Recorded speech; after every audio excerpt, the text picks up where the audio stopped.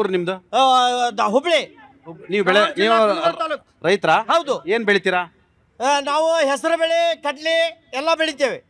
ಸಲ ಹೆಸರು ಬೆಳೆಗೆ ಬೆಂಬಲ ಬೆಲೆ ಕೊಡಲಿಲ್ಲ, ಗೋವಿನ ಜೋಳಕ್ಕೆ ಬೆಂಬಲ ಬೆಲೆ ಕೊಡಲಿಲ್ಲ. ಆದರೂ ಹೆಂಗೋ ಸಾಲ ಸೂಲ ಮಾಡಿ ಈ ಸಲ ಬಿತ್ತನೆ ಮಾಡೋಕೆ ಶುರು ಮಾಡಿದರೆ ಮಳೆ ಆಗ್ತಾ ಇಲ್ಲ. ಹೀಗಾಗಿ ಇದು ಇಷ್ಟರೊಳಗೆ ಮೋಡು ಬಿತ್ತನೆ ಆಗಬೇಕಾಗಿತ್ತು, ಮೋಡು ಬಿತ್ತನೆ ಆಗಲಿಲ್ಲ. ಫಸ್ಟ್ ಕೃಷಿ ಸಚಿವರೇ ಇಲ್ಲ ಇಲ್ಲಿ, ಬರೀ ಸಚಿವ ಸಂಪುಟದಾಗ ಟೈಮ್ ಕಳೆಯಕತ್ತಾರ, ಕೃಷಿ ಸಚಿವರೇ ಇಲ್ಲ. ಇಷ್ಟರೊಳಗೆ ವೈಜ್ಞಾನಿಕ ಸಮೀಕ್ಷೆ ಮಾಡಿ ರೈತರಿಗೆ ಪರಿಹಾರ ನೀಡಬೇಕಾಗಿತ್ತು. ಆದ್ರೆ ವೈಜ್ಞಾನಿಕ ಸಮೀಕ್ಷೆ ಇಲ್ಲ, ಕೃಷಿ ಸಚಿವರಿಲ್ಲ, ಏನಿಲ್ಲ. ಇಷ್ಟರೊಳಗೆ ನಮ್ಮ ಮಾಜಿ ಮುಖ್ಯಮಂತ್ರಿ ಕುಮಾರಸ್ವಾಮಿಗಳಾಗಿದ್ರೆ ರೈತರ ಸಾಲ ಮನ್ನಾ ಮಾಡ್ತಿದ್ರು, ರೈತರಿಗೆ ವಿಶೇಷ ಪ್ಯಾಕೇಜ್ ಕೊಡ್ತಿದ್ರು. ಆ ಟೈಪ್ ಈಗೂ ಏನಾಗಿಲ್ಲ. ನಾವು ಕಾಂಗ್ರೆಸ್ ಮುಖ್ಯಮಂತ್ರಿ ಅವ್ರಿಗೆ ಏನು ಕೇಳೋದಂದ್ರೆ ರೈತರಿಗೆ ವಿಶೇಷ ಪ್ಯಾಕೇಜ್ ಕೊಡಬೇಕು, ರೈತರ ಸಾಲ ಮನ್ನಾ ಮಾಡಬೇಕು ಅಂತೇಳಿ ಈ ಮೂಲಕ ನಾನು ಆಗ್ರಹ ಮಾಡ್ತೇನೆ.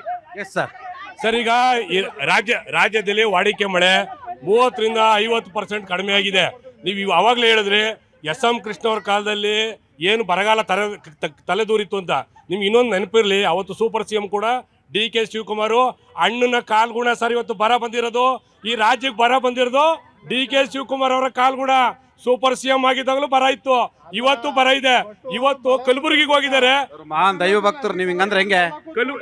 ಅವ್ರ ಮಹಾನ್ ದೈವ ಭಕ್ತರು, ನೀವು ಕಾಲ್ಗುಣ ಹೆಂಗಂತ ಹೇಳಿದ್ರೆ? ಹೌದು, ಕಾಲ್ಗುಣ ಡಿ.ಕೆ. ಶಿವಕುಮಾರ್ ಕಾಲ್ಗುಣ. ಇವತ್ತು ಬರ 150 ತಾಲೂಕಲ್ಲಿ ಬರ ಇದೆ. ಘೋಷಣೆ ಮಾಡಿ, ತುರ್ತಾಗಿ ಘೋಷಣೆ ಮಾಡಬೇಕು. ನಿಮ್ ನಿಯಮ ಏನ್ ಹೇಳುತ್ತೆ? 1 ತಿಂಗಳು ಸತತವಾಗಿ ಮಳೆ ಬೀಳಿಲ್ಲ ಅಂದ್ರೆ ನೀವು ಘೋಷಣೆ ಮಾಡ್ಬೇಕು ಅಂತಿದೆ. ಎಲ್ಲಿ ಬಿದ್ದಿದೆ? ದಕ್ಷಿಣ ಒಳನಾಡಲ್ಲಿ 45% ಮಳೆ ಕಡಿಮೆ ಇದೆ. ಇವತ್ತು ನೀವು ಕಲಬುರಗಿಗೆ ಹೋಗಿದ್ದೀರಿ, ಬೆಳಗಾಂಗೆ ಹೋಗಿದ್ದೀರಿ, ಎಲ್ಲಿ ಮಾಡಿದಿರಿ? ಡಿನ್ನರ್ ಮೀಟಿಂಗ್ ಮಾಡಕ್ ಹೋಗಿದ್ದೀರಾ? ನಿಮ್ ಶಾಸಕರನ್ನ ಕೆಳಗಡೆ ಇಟ್ಕೊಳಕ್ ಹೋಗಿದ್ದೀರಾ ನೀವು? ಮುಖ್ಯಮಂತ್ರಿಗಳೇ, ನೀವು ಯಾವ್ದಾದ್ರು ಹಳ್ಳಿಗೆ ಹೋಗಿ ಬರ ವೀಕ್ಷಣೆ ಮಾಡಿದ್ದೀರಾ? ಯಾವ್ದಾದ್ರು ಈಗ ಕ್ಲೋಸ್ ಡೋರ್ ಮೀಟಿಂಗ್ ಮಾಡಿದಿರಿ, ಮಾಧ್ಯಮದವ್ರು ಕರೆದಿದ್ದೀರಾ? ನೀವು ಮೀಟಿಂಗ್ ಮಾಡ್ತಾ ಇರೋದು SR ಬಗ್ಗೆ, ಬರದ ಬಗ್ಗೆ ಅಲ್ಲ. ನೀವು ತಿಳ್ಕೋಬೇಕು, ಮುಖ್ಯಮಂತ್ರಿಗಳು ನಾನು ಹೊಸ ಮುಖ್ಯಮಂತ್ರಿ ಆಗಿದ್ದೀನಿ ಅಂತ ವಿಭಾಗವಾರು ಪ್ರಚಾರ ತಾಳಕ್ ಹೋಗಿರೋದು, ಬರ ಸಮೀಕ್ಷೆಗೆಲ್ಲ ಹೋಗಿರೋದು. ಇವತ್ತು ಮಳೆ ಇಲ್ಲ, ಬೆಳೆ ಇಲ್ಲ, ರೈತರು ನೆಮ್ಮದಿಯಾಗಿ ನಿದ್ದೆ ಮಾಡ್ತಾ ಇಲ್ಲ. ಇವರು ಶಾಸಕರನ್ನ ಒಟ್ಟುಗೂಡ್ಸಕ್ಕೆ ಪ್ರೈವೇಟ್ ಹೋಟೆಲ್ಲಿ ನಿನ್ನೆ ರಾತ್ರಿ ಡಿನ್ನರ್ ಮೀಟಿಂಗು 20-25 ಜನ ಶಾಸಕರನ್ನ ಕರ್ಕೊಂಡು ಡಿನ್ನರ್ ಮೀಟಿಂಗ್ ಮಾಡಕ್ ಹೋಗಿದ್ದಾರೆ. ಇವತ್ತು ನಮ್ಮಲ್ಲಿ ವಾಡಿಕೆ ಮಳೆ ಆಗಿಲ್ಲ, ತುರ್ತಾಗಿ ಬರ ಘೋಷಣೆ ಮಾಡಬೇಕು. ಮತ್ತೆ ಹಿಂದೆ ಬೆಳೆ ವಿಮೆ ಇತ್ತು, ಬೆಳೆ ವಿಮೆ ಇನ್ಶೂರೆನ್ಸ್ ಹಣ ಇನ್ನೂ ಬಿಡುಗಡೆ ಆಗಿಲ್ಲ, 500 ಕೋಟಿ ಪೆಂಡಿಂಗ್ ಇದೆ. ಇವತ್ತು ಒಂದು ಕೋಟಿ ರೂಪಾಯಿ ಕೊಟ್ಟಿದ್ದಾರೆ. ಏನು ಕೊಟ್ಟಿದ್ದಾರೆ? ಕುಡಿಯೋ ನೀರಿಗೆ ಅಂತ. ಸರ್, 10 ಬೋರ್ ಹಾಕಕ್ಕಾಗಲ್ಲ ಸರ್, ಅವ್ರಿಗೂ ಗೊತ್ತಿಲ್ವಾ? ಒಂದು ಬೋರ್ ಹಾಕಿ ಮೋಟ್ರ್ ಬಿಟ್ಟು ಕರೆಂಟ್ ಪೈಪ್ ಲೈನ್ ಮಾಡೋದಕ್ಕೆ ಎಷ್ಟು ಬೇಕು ಸರ್? 5-6 ಲಕ್ಷ ರೂಪಾಯಿ ದುಡ್ಡು ಬೇಕು. 1 ಕೋಟಿ ತಗೊಂಡು ಏನು ಮಾಡ್ತಾರೆ? 1 ಕೋಟಿ ತಗೊಂಡು ಒಂದು ತಾಲೂಕು 300 ಹಳ್ಳಿ ಬರ್ತವೆ, 200 ಹಳ್ಳಿ ಬರ್ತವೆ. ಏನು ಬರ ನಿರ್ವಹಣೆ ಮಾಡ್ತಾರೆ? ಪಶು ಸಂಗೋಪನೆ ಸಚಿವರಿಲ್ಲ, ದನಗಳಿಗೆ ಮೇವಿಲ್ಲ, ಈ ಕೆರೆ ಕಟ್ಟೆ ನೀರು ತುಂಬಿಲ್ಲ, ಸಣ್ಣ ನೀರಾವರಿಗೆ ಸಚಿವರಿಲ್ಲ, ಮೇಯ್ನ ಕೃಷಿ ಸಚಿವರಿಲ್ಲ, ಶಿಕ್ಷಣ ಶಾಲೆಯಾಗಿದೆ, ಶಿಕ್ಷಣ ಸಚಿವರಿಲ್ಲ. ಇದು ಸರ್ಕಾರ ಅಂತಾರೆ? ಇದು ಬೇಕಾಬಿಟ್ಟಿ ಸರ್ಕಾರ, ಅಂಧ ದರ್ಬಾರ್ ಸರ್ಕಾರ ಇದು ಡಿ.ಕೆ. ಶಿವಕುಮಾರ್ ಸರ್ಕಾರ. Yes sir. ಆಮ್ ಆದ್ಮಿ ಪಾರ್ಟಿ ಅವರು sir, plan A plan B ಅಂತ ಇರಬೇಕು. ಇವತ್ತು ಅತಿವೃಷ್ಟಿ ಆಗುತ್ತೆ, ಅನಾವೃಷ್ಟಿನೂ ಆಗುತ್ತೆ. ಹಂಗಂತ ಹೇಳ್ಬಿಟ್ಟು ರೈತರೇ ನೀವು ಬೇಡಿ ಅಂದಿದ ತಕ್ಷಣ ಆಗೋಯ್ತಾ? ಪರಿಹಾರ ಸಿಗ್ತಾ ಇದಕ್ಕೆ? ಸರ್, ಕರ್ನಾಟಕದಲ್ಲಿ ಎಲ್ಲ ಪಕ್ಷದವ್ರು ರೈತರನ್ನ ಕಡೆ ಕಣಿಸಿದ್ದಾರೆ ಅನ್ನೋದಕ್ಕೆ 10 ವರ್ಷದ ಅವಧಿಯಲ್ಲಿ ತಮಿಳುನಾಡಲ್ಲಿ 6 ಲಕ್ಷ ಹೆಕ್ಟೇರ್ ಇದ್ದಿದ್ದು 24 ಲಕ್ಷ ಹೆಕ್ಟೇರ್ಗೆ ಏರಿದೆ, ಅಂದರೆ 4ರಷ್ಟು. ಅದೇ ಕರ್ನಾಟಕದಲ್ಲಿ ಏನಿದೆ ಅಂತಂದರೆ 3.5 ಲಕ್ಷದಿಂದ 6 ಲಕ್ಷ, ಅಂದರೆ ಡಬ್ಬಲ್ಲು ಆಗಿಲ್ಲ. ಅಂದರೆ ಇದಕ್ಕೆಲ್ಲ ಕಾರಣ ಏನು ಅಂತಂದರೆ ಸತತವಾಗಿ ಆಡಳಿತ ನಡೆತಿರೋಂಥ ಸರ್ಕಾರದವರು. ಇವತ್ತು ರೈತರ ಕೆಲಸ ಮಾಡೋಕ್ಕೆ ಇಷ್ಟ ಇಲ್ಲ. ಯಾಕೆಂತಂದರೆ ನೋಡಿ, ಬರ ಮತ್ತು ಸರ್ಕಾರದಿಂದ ಯಾವುದೇ ರೀತಿ ಪ್ರೋತ್ಸಾಹ ಇಲ್ಲ. ಈಗ ನೀವು ಹೇಳ್ತಿದ್ದೀರಿ ಎತ್ತಿಟ್ಟಿದ್ದೀವಿ, ದುಡ್ಡು ತಲುಪಿದ್ಯಾ ರೈತರಿಗೆ? ಇನ್ನೂ ಏನು ಹೇಳ್ತಿದ್ದೀರಿ ನೀವು? ಬೆಳಿಬೇಡಿ, ಮಳೆ ಬರುತ್ತೋ ಇಲ್ವೋ ಗೊತ್ತಿಲ್ಲ. ಸರ್, ಯಾಕೆ ನೀವು ಹೂಳೆತ್ತೋ ಕೆಲಸ ಮಾಡೋದಿಲ್ಲ? ಈಗ ನಿಮಗೆ ಚೀಫ್ ಮಿನಿಸ್ಟರ್ ಹೇಳಿದ್ದಾರೆ, ತುಂಗಭದ್ರಾ ಹೂಳೆತ್ತೋ ಕೆಲಸ ಮಾಡ್ತೀವಿ, ನದಿ ಜೋಡಣೆ ಮಾಡ್ತೀವಿ ಅಂತ ಬಹಳಷ್ಟು ಕೊಟ್ಟಿದ್ದಾರೆ. ಅಲ್ಲ ಸರ್, ಎಷ್ಟು ಕೋಟಿ ಟೆಂಡರು ಕಸದಾಯ್ತು ಸರ್? 33,000 ಕೋಟಿ. ಅಲ್ಲ ಸರ್, ಯಾವಾಗ ಅದು ಮಾಡ್ಬೇಕಾಗಿರೋದು? ಯಾವಾಗ ಸರ್? ಅದಕ್ಕೆ ಟೈಮಿಂಗ್ ಅಂತ ಇರುತ್ತಲ್ವಾ? ಹೂಳೆತ್ತ ಕಾರ್ಯಕ್ರಮ ಮಾಡಿಲ್ಲ, ಹಂಗಾಗಿ ಸಂಪೂರ್ಣವಾಗಿ ವಿಫಲರಾಗಿದ್ದಾರೆ. ರೈತರ ಜೀವನ ಕಂಗಾಲಾಗಿದೆ, ಅವ್ರ ಜೀವನ ಅವರೇ ನೋಡ್ತಾರೆ ಮೇಡಮ್. ಸರ್, ಈಗ ನಾನೇನು ಹೇಳ್ತೀನಿ ಅಂದರೆ, ನೀವಂದ್ರಿ ನಮ್ಮ ಮುಖ್ಯಮಂತ್ರಿಗಳು ತುಂಬ ದೈವ ಭಕ್ತರು ಅಂತ. ಜನ ಇಷ್ಟು ಮಳೆ ಇಲ್ದಿರ ಅರಳ್ತಾ ಇದ್ದಾರಲ್ಲ, ಇವ್ರು ದೈವ ಭಕ್ತಿಯಿಂದ ಪೂಜೆ ಮಾಡಿ ಮಳೆ ಬರೆಸ್ಬೋದಲ್ವಾ? ನಮ್ಮ ಡಿ ಕೆ ಸಾಹೇಬ್ರು ಮಂತ್ರಿ ಆಗ್ತಾ ಇದ್ದಂಗೆನೆ ಬರ ಬಂದ್ಬಿಡ್ತಲ್ಲ ಸರ್. ಅವ್ರ ದೈವ ಭಕ್ತರಾಗಿದ್ರೆ ಬರ ಯಾಕೆ ಬರಬೇಕು? ಜನಗಳಿಗೆ ಸಂತೃಷ್ಟಿ ಜೀವನ ಸಿಗ್ಬೇಕಲ್ವಾ? ಇವತ್ತು ಜನ ಹಳ್ಳಿಗಳಲ್ಲಿ ಮಳೆ ಇಲ್ದಿರಾ ವಲಸೆ ಹೋಗ್ತಾರೆ. ಅವ್ರು ಬಂದು ಎಲ್ಲಿಗೆ ಬರ್ತಾರೆ? ಬೆಂಗಳೂರಿಗೆ ಬರ್ತಾರೆ. ಇದು ರೈತರ ಸಮಸ್ಯೆ ಅಲ್ಲ, ಇಡೀ ಸಮಾಜ ರಾಜ್ಯದ ಸಮಸ್ಯೆ ಆಗುತ್ತೆ. ಯಾರು ಸರ್ ನೋಡ್ತಾರೆ? ಇವರು ಮೀಟಿಂಗ್ಗಳು ಮಾಡಿಕೊಂಡು ಎಲ್ಲಂದ್ರಲ್ಲಿ ಇವರು ಇಂಥ ಬಂಡೆನ ಕರಗಿಸೋಕ್ಕಾಗಲ್ಲ ಅಂತ ಮಳೆನೇ ನಿಂತೋಗ್ಬಿಟ್ಟಿದೆ. ಬಂಡೆ ಇದನ್ನ ಕರಗಿಸೋಕ್ಕಾಗಲ್ಲ ಅಂತ ಮಳೆ ನಿಂತೋಗ್ಬಿಟ್ಟಿದೆ.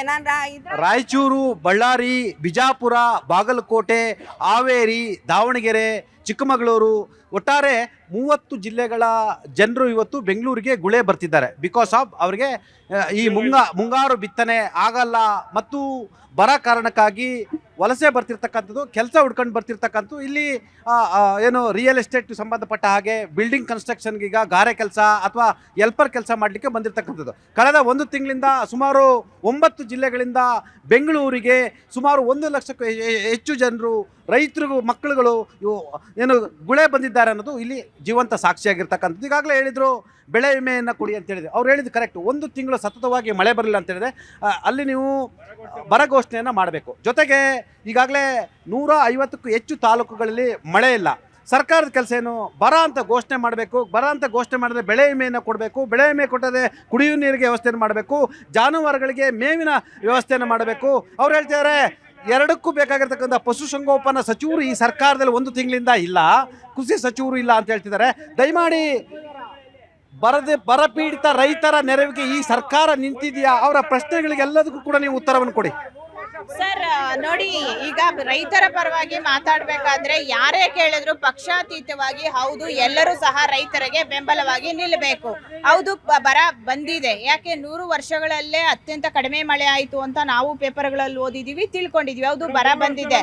ಯಾವ ಮಾನದಂಡಗಳ ಮೇಲೆ ನಾವು ಅವರಿಗೆ ಬರ ಪರಿಹಾರ ಕೊಡಬೇಕು ಅನ್ನೋ ನಿಟ್ಟಿನಲ್ಲಿ ಸರ್ಕಾರ ಇವತ್ತು ಕೆಲಸ ಮಾಡ್ತಿದೆ. ನೋಡಿ ಇಲ್ಲಿ ಕೊಟ್ಟಿದ್ದಾರೆ 60% ಗಿಂತಲೂ ಕಡಿಮೆ ಮಳೆ ಬಂದಾಗ, ಯಾವ ಒಣಭೂಮಿ ಇದ್ದಾಗ ಅದನ್ನೆಲ್ಲ ಸರ್ವೆ ಮಾಡಿ ಒಂದು ರಿಪೋರ್ಟ್ ಕೊಡಬೇಕಾಗುತ್ತೆ. ಆ ಮಾನದಂಡಗಳ ಮೇಲೇನೆ ನಾಳೆ ನಾವು ಕೊಡಬೇಕಾಗತ್ತೆ, ಇಲ್ಲ ಅಂತ ಹೇಳಿಲ್ಲ.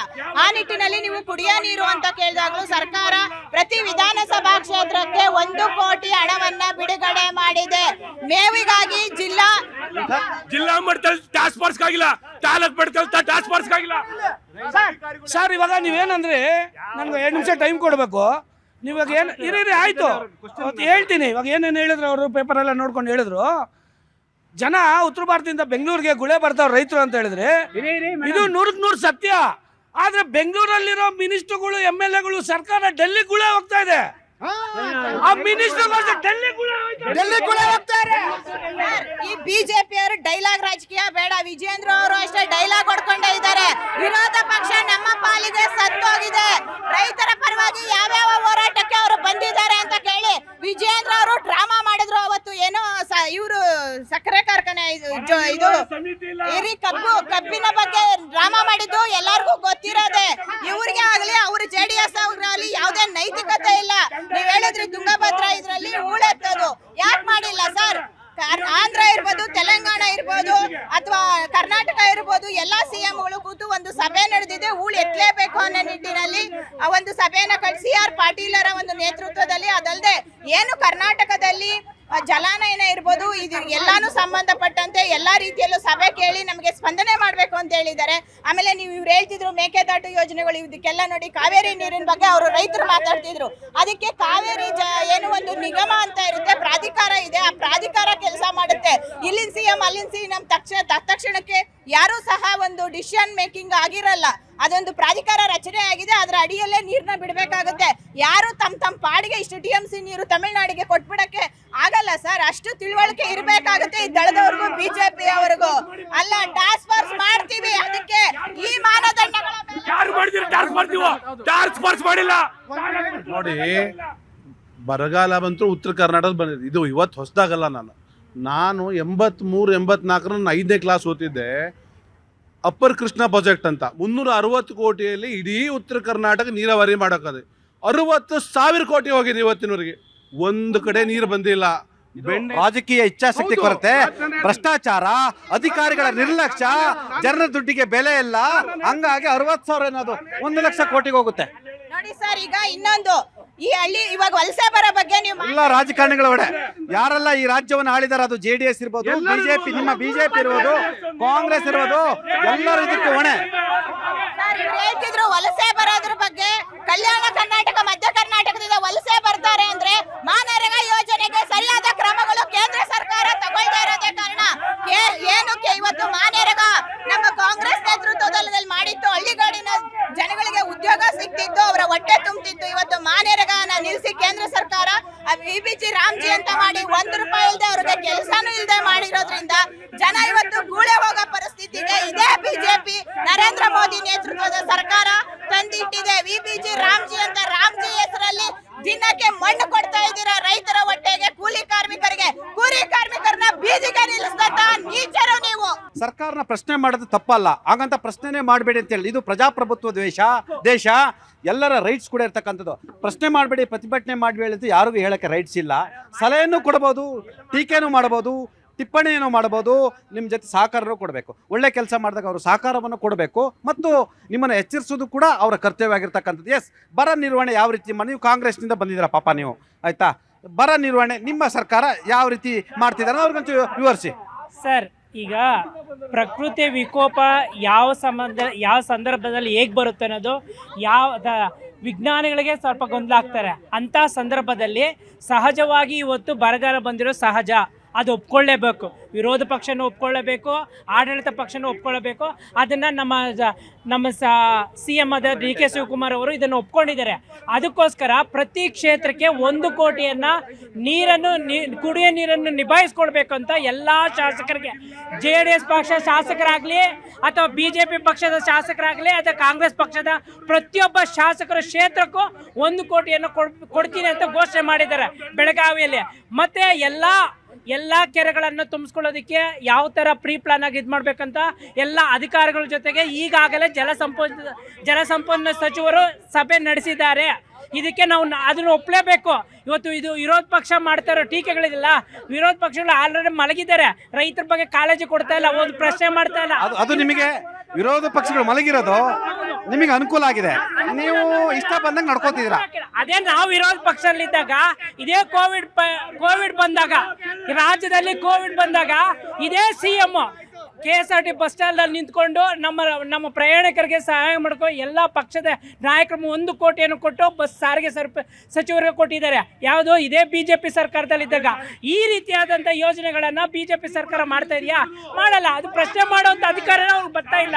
ಯಾವ ರೀತಿ ವಿರೋಧ ಪಕ್ಷಕ್ಕೆ ಕೇಳಬೇಕನ್ನೋದು ಬರ್ತಾ ಇಲ್ಲ. ಇವತ್ತು ಈ ಸಚಿವರು, ಇವಾಗ ಕೇಂದ್ರ ಸಚಿವರು ಅವರು ಕೇಳ್ತಾವ್ರೆ, ಕೃಷಿ ಸಚಿವರಿಲ್ಲ, ಸಣ್ಣ ನೀರಾವರಿ ಸಚಿವರಿಲ್ಲ, ಪಶುಸಂಗೋಪನೆ ಸಚಿವರಿಲ್ಲ, ಆಯ್ತಾ, ಕಂದಾಯ. ಅದಕ್ಕೆ ಅಂತಾನೆ ಈಗ ಅತಿ ಶೀಘ್ರದಲ್ಲೇ ನಮ್ಮ ಸಚಿವರನ್ನ ಆಯ್ಕೆ ಮಾಡ್ತಾ ಇದ್ದಾರೆ. ಅದಕ್ಕೋಸ್ಕರ ಆಯ್ಕೆ ಮಾಡ್ತಾ ಇರೋದಕ್ಕೆ ಅದನ್ನ ಎಲ್ಲಾ ನಿಭಾಯಿಸುವಂತ ಶಕ್ತಿ ನಮ್ಮ DK ಸಾಹೇಬ್ರಿಗಿದೆ.